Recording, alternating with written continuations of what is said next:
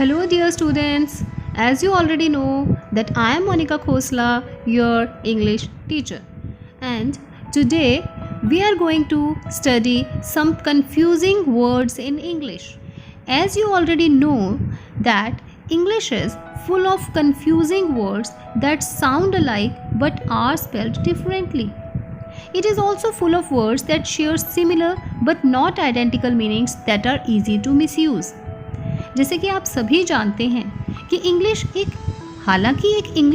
एक easy language है, but उसमें कुछ वर्ड्स हैं जो थोड़े कंफ्यूजिंग हैं और कई बार उनका मीनिंग अलग होता है और कई बार वो आइडेंटिकल लगते हैं पर उनका मीनिंग काफ़ी ही अलग होता है। तो उसके बारे में हम आज कुछ जानेंगे, commonly confused words in English. So today we are going to study such confusing words. सबसे पहले जो हम 3 वर्ड्स ले रहे हैं वो है थियस्ट, एथियस्ट और agnostic. Theist, atheist and agnostic. Now what is a theist? One who believes in the existence of a god or gods. थियस्ट क्या है? थियस्ट मतलब आस्तिक। वह व्यक्ति जो ईश्वर में या ईश्वर के अस्तित्व में विश्वास रखता है उसको हम थियस्ट कहते हैं। थियस्ट मतलब आस्तिक। थियस्ट मतलब आस्तिक। Now the next word is atheist. The next word is atheist, a person who disbelieves in the existence of God or gods. क्या है एथियस्ट? एथियस्ट है नास्तिक। वह व्यक्ति जो कि ईश्वर में या ईश्वर के अस्तित्व में विश्वास नहीं करता है, वह अविश्वास करता है कि ईश्वर हैं। एथियस्ट मतलब नास्तिक। एथियस्ट मतलब नास्तिक। Now the next word is agnostic. Agnostic. Agnostic का मतलब होता है संशयवादी यानी शक करने वाला। वह व्यक्ति जो या तो थियस्ट हो सकता है या एथियस्ट हो सकता है, परंतु वह यह दावा नहीं करता कि ईश्वर है या नहीं। A person who believes that nothing is known or can be known of the existence or nature of God. 2 तरह के एग्नोस्टिक होते हैं, एग्नोस्टिक थियस्ट और एग्नोस्टिक एथियस्ट।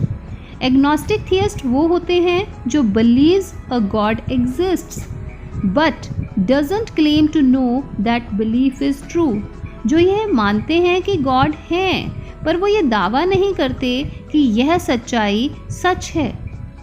दूसरी तरह के होते हैं एग्नोस्टिक एथियस्ट। वह व्यक्ति जो कि यह मानते हैं कि ईश्वर हैं पर वो यह दावा नहीं करते कि ईश्वर एग्जिस्ट करते हैं।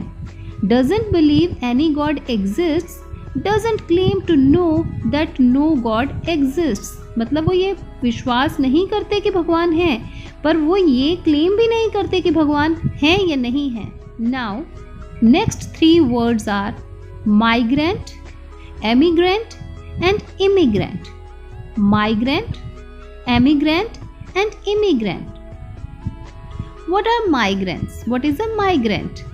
A person who moves from one place to another, especially in order to find work or better living conditions.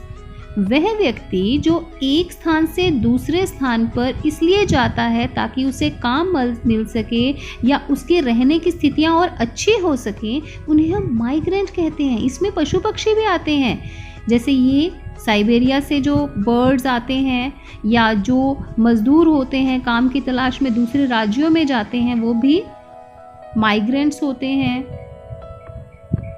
Next है एमिग्रेंट। एमिग्रेंट क्या होता है? एमिग्रेंट वो पर्सन होता है, a person who leaves their own country in order to settle permanently in another.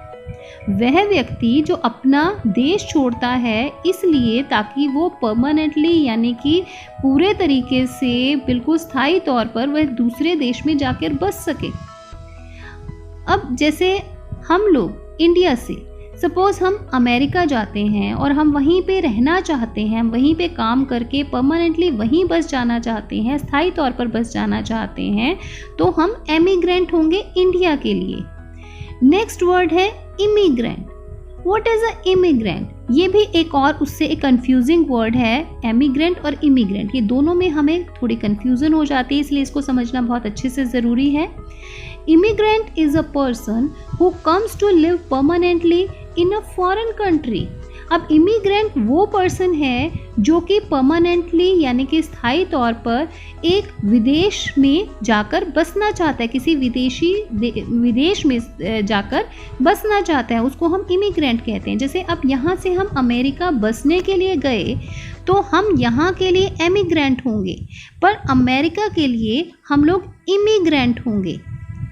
You emigrate from your home country while you immigrate to another country। अब देखिए यहाँ पर हमें मीनिंग कितने अच्छे से समझ में आ रहा है। You emigrate, आप एग्जिट होते हो, यहाँ से आप बाहर जा रहे हो अपने कंट्री से, तो हम एमिग्रेट बोलेंगे। जहाँ हम आ रहे हैं अंदर, वहाँ हम इमिग्रेट होंगे। जिस कंट्री में हम जा रहे हैं वो इमिग्रेट होंगे। एमिग्रेट वर्सेस इमिग्रेट को हम थोड़ा और समझते हैं। When we leave from a place, it is called emigration. When we come to a place, it is called immigration. We always emigrate from and immigrate to a place. In the case हम emigrate करते हैं India से, तो हम USA के लिए immigrate हो जाएंगे। Now, next words are advice versus advise. अब आप बोलेंगे तो सेम ही वर्ड्स लगते हैं, बट कई बार हम कंफ्यूज होते हैं कि कई जगह पर सी लगा है और कई जगह पर एडवाइस में एस लगा है। Why is this so? हाँ, उसमें डिफरेंस है। क्या डिफरेंस है? एडवाइस क्या होता है? जो एडवाइस जिसमें हम सी यूज़ करते हैं उसकी डेफिनेशन है, सबसे पहली बात तो वो नाउन होता है। नाउन है, नेमिंग वर्ड है, किसी वो वर्ड है एक भाव का। डेफिनेशन उसकी क्या है? Advice is a noun that means a suggestion of how you should act in a certain situation. हम जब किसी से हेल्प लेते हैं तो हमें एडवाइस दी जाती है, हम उनसे एडवाइस मांगते हैं, तो वो एक नाउन है। एडवाइस जिसमें एस यूज़ होता है वो एक वर्ब है, वो वर्ब की तरह हम यूज़ करते हैं। That advice is a verb that means to recommend, to give someone information about something or to give suggestion। जब हमें कोई सजेशन देता है तो वो advice word यूज़ करता है। जब हम किसी से एडवाइस मांगते हैं तो advice ADVICE यूज़ होगा, बट जब हमें कोई एडवाइस देता है तो ADVICE यूज़ होगा। आइए हम इसको और आगे समझते हैं। Advice, ADVICE, advice is a noun। What is a noun? His friend gave him a good advice। अब आप यहाँ देखेंगे एडवाइस हमने नाउन की तरह यूज़ की। जब ये नाउन की तरह यूज़ होगा तो वो एडवाइस मतलब सलाह होगी। एक और है advice, ADVISE, it's a verb. For example, his friend advised him for good career। His friend advised him for good career। अब यहाँ पर जो advised वर्ड है ये एज ए वर्ब यूज़ किया है हमने। हमें जब वो कोई सलाह दे रहा है तो वो वर्ब की तरह यूज़ होगा। देखिए यहाँ एक और एग्जाम्पल शो किया है। अब ये जो गर्ल है ये दूसरी को क्या बोल रही है? Mona, I want your advice on my dress. अब यहाँ पर जो एडवाइस है वो सलाह है, जब वो मांग रही है वो एडवाइस नाउन है, तो ये एडवाइस ADVICE वाला यूज़ होगा। नेक्स्ट में आंसर दे रही है जो नेक्स्ट मोना जो वो बता रही है, मोना रिप्लाई कर रही है, I advice you to change it immediately. I advise, अब इसमें वो सलाह दे रही है, अब हम इसको वर्ब की तरह यूज़ कर रहे हैं, ADVISE। बच्चों मुझे लगता है अब आपको ये अच्छे से समझ आ गया होगा कि ADVICE advice and ADVISE advice हम कहाँ कहाँ यूज़ करते हैं। नेक्स्ट वर्ड्स हैं स्टेशनरी एंड स्टेशनरी। अब आप हैरान हो जाओगे मैम क्या बोल रही हैं। देखिए इसमें डिफरेंस देखिए, इसमें स्टेशनरी में we are using A, first stationary में हम ए यूज़ कर रहे हैं, जबकि सेकेंड स्टेशनरी में हम ई यूज़ कर रहे हैं। ठीक है, तो इसका क्या होगा, फर्स्ट स्टेशनरी जो है वो एक एडजेक्टिव की तरह हम यूज़ करते हैं। हम क्या चीज़ उससे यूज़ करते हैं, it is use to describe something that is not moving, यानी जो स्टैटिक होगा, जो काइनेटिक नहीं होगा, जो हिल नहीं रहा है, उस चीज़ के लिए उसके लिए हम स्टेशनरी वर्ड यूज़ करेंगे। जैसे अब बेड है, हम बेड नहीं हिला रहे हैं, बेड नहीं हिल रहा है, हम बोलेंगे bed is stationary, bed stationary है। नेक्स्ट स्टेशनरी है, ये एक नाउन है, एक चीज का नाम है। Stationery is a noun, this stationery is a noun. It refers to writing material and office supplies such as pens, paper clips etcetera. जो आप कॉपी या किताब और पेन यूज करते हो उसको हम स्टेशनरी बोलते हैं। उस स्टेशनरी के लिए हम ERY यूज करेंगे स्टेशनरी में। आगे आइए और आगे क्लियर करते हैं। First stationary, stationary means unmoving, यानी कि स्टैटिक। स्टेशनरी, ये वाला जो स्टेशनरी है इसका मतलब जो हिल नहीं रहा है।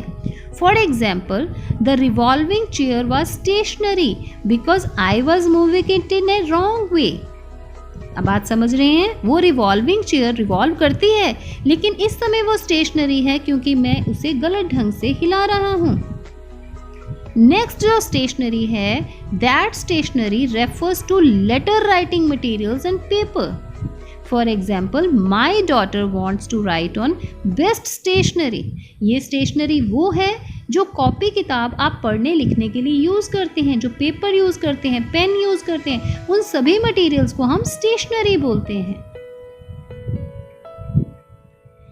नेक्स्ट वर्ड्स हम ले रहे हैं कॉम्प्लीमेंट वर्सेस कॉम्प्लीमेंट। अब आप फिर से देखेंगे कि यहाँ सिर्फ एक लेटर का डिफरेंस है। फर्स्ट कॉम्प्लीमेंट में वी आर यूजिंग ई, जबकि सेकेंड कॉम्प्लीमेंट में we are using I. Then what is the difference between them, हम ये आगे क्लियर करते हैं।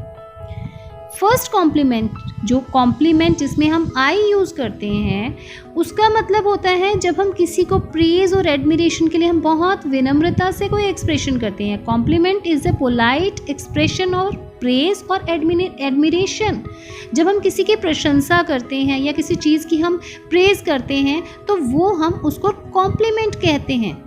जबकि जो दूसरा कॉम्प्लीमेंट है उसका मतलब है पूरक। A compliment is a thing that contributes extra features to something else in such a way as to improve or emphasize its quality. ये वाला कॉम्प्लीमेंट का मतलब ये है कि वो कोई ऐसी चीज़ है जो किसी और चीज़ को कॉम्प्लीमेंट्री करती है, मतलब पूरा करती है उससे, और उस चीज़ की लुक या उस चीज़ की क्वालिटी बढ़ जाती है। इसको हम आगे और क्लियर करते हैं। कॉम्प्लीमेंट, कॉम्प्लीमेंट क्या है? A complement is something that complete something else. अब इसमें जिसमें ई हम यूज़ कर रहे हैं कॉम्प्लीमेंट में, वो वह है जो किसी और चीज़ को कंप्लीट करती है। For example, her brown boots were a perfect complement to her dress. उसके जो ब्राउन बूट हैं वो ड्रेस को पूरी तरह से सही तरीके से कॉम्प्लीमेंट कर रहे हैं। आगे और अच्छी तरह समझते हैं। नाउ द नेक्स्ट कॉम्प्लीमेंट जिसमें हम आई यूज़ कर रहे हैं, वो कॉम्प्लीमेंट का मीनिंग है a compliment is a nice thing to say. For example, her brown dress received many compliments. जब हम किसी को एक अच्छी बात किसी चीज़ के लिए बोलते हैं तो हम कहते हैं कॉम्प्लीमेंट। इस कार्टून के थ्रू भी हम देख सकते हैं, एक गर्ल दूसरे को यह बात कह रही है, wow I love your shoes, यानी मुझे आपके शूज़ बहुत पसंद है। अब जो गर्ल दूसरी है जिसको ये कॉम्प्लीमेंट मिला है, वो उसी को देखिए कॉम्प्लीमेंट, दूसरे वाले कॉम्प्लीमेंट को किस तरह से रिप्रेजेंट कर रही है। These shoes complement my dress, मेरी ड्रेस को ये शूज़ कॉम्प्लीमेंट करते हैं। तो बच्चों, यही था आज का, हमने कुछ कंफ्यूजिंग वर्ड्स सीखे इंग्लिश में। And stay tuned, more to come. और भी अभी इसी तरह के कुछ और वीडियोस मैं लाऊंगी जिसमें आपको मैं कन्फ्यूज़न वाली कुछ चीज़ें, कुछ ग्रामर में कुछ कन्फ्यूज़न हमें होती है या ग्रामर के कुछ ट्रिक्स मैं लेकर आऊँगी। Thanks for watching.